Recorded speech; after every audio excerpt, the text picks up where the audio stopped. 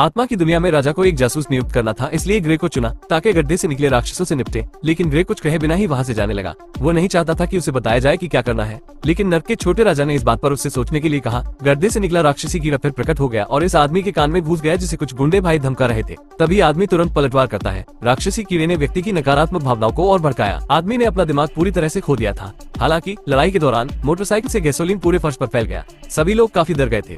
आग भड़कने के बाद तेजी से ग्रे के घर तक पहुंच गई।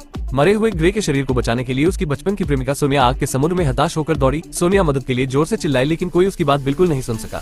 इसी दौरान बीम टूट गया। ग्रे जो अभी अभी एक आत्मा बन चुका था, उसने अपनी अद्भुत शक्ति से बीम को पकड़ लिया। एना ने शोक व्यक्त किया कि नर्क के राजा ने वास्तव में सही व्यक्ति को चुना है। अब ग्रे के पास नर्क के राजा के साथ समझौता करने के अलावा कोई विकल्प नहीं था। ग्रे ने राजा से कहा, आप मुझे जैसे भी चाहे भेज सकते हैं, जल्दी करो और मुझे पुनर्जीवित करो। राजा ने कहा, आपको याद रखना होगा कि आपने क्या कहा है, बाद में वादे से पलटना नहीं। नर्क के राजा को अब कोई झिझक नहीं हुई। जीवन की आग का एक गोला संघनित होकर दर्पण में तैरने लगा।